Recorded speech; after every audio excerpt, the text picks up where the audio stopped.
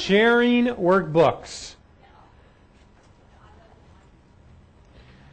So sharing workbooks, page number 16. So I don't know if this will apply to many people in here, but I'll say it. How many of you have a workbook that's sitting out there on the server, and when you go to open it, somebody else has got it open, so you get the little error message that says, oh, somebody else is already using this. Would you like to open a read-only copy? Yes. Right? Now we should open it. And then so your response is, Bob, close the file, I need it. Right? Yep. So here's what you can do instead. Right? So under the Review tab, you're going to go to Share Workbook. Now in 2003, you're going to go to Tools menu, Share Workbook. So the Share Workbook tab. So you're going to get this little window that pops up. And what you do is you check this little box right here that says, allow changes by more than one user at a time. So what that means now is as many people as you want can open up that file on the server even though it's the same file.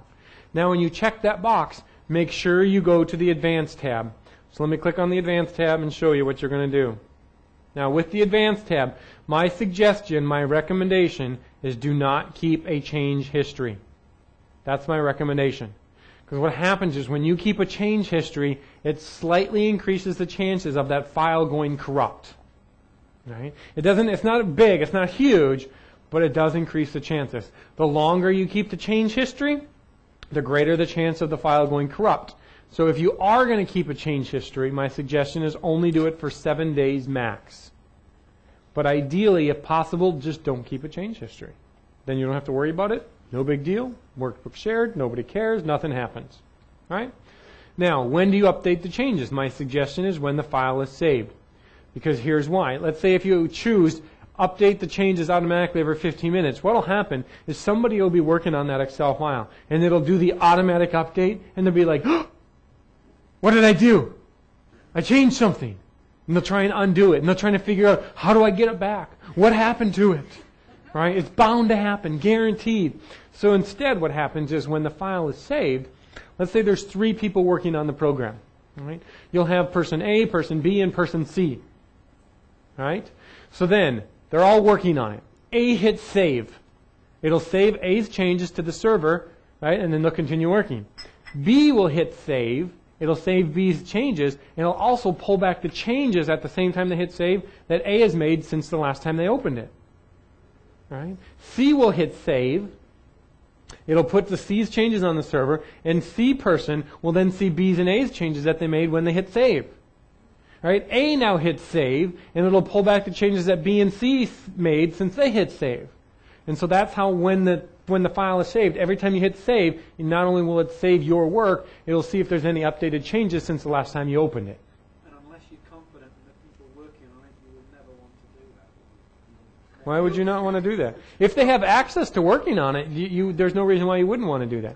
Because if they can work on it anyway, it makes no difference who's got it open and working on it. That is a great question, right? Because what do you do right here? Conflicting changes between users. Ask me which changes win, or just the last person who hit save.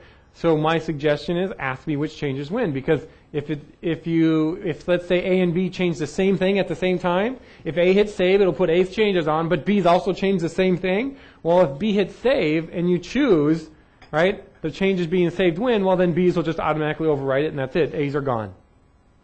But if you choose, ask me which changes win, you'll get this little dialog box that pops open when you hit save, and it'll say, hey, so-and-so person changed this information to this information from that at this time. Which one do you want to keep, yours or theirs? And so they can look at it and see the changes and see whose they want to actually keep. When you say so-and-so's, it'll say, if you're on a server, the name will be there. Bob changed it at 5:30. He changed it from 582 to 593. Right? And then you changed it at this time from this amount, and so now which one do you want? That's when I say so-and-so. When you're actually on a server, you'll see the name of the person who made the changes, when they made it, what it was, and what they changed it to. And then you get to choose. No, it doesn't have to do with who has priority. It has to do with either A, whoever hit save last, Or B, whoever hits save last, if you choose this one, they get to then choose which one gets saved. Now, include in personal view, what that means is if somebody changes the print settings, you'll see it on your computer as well when you hit save. If somebody changes the filter on it, like, auto filter, see only this information, when you hit save, yours is going to go to the filter view and only see that information as well if you choose those two boxes. So this allows more than one user at a time to work on the same workbook.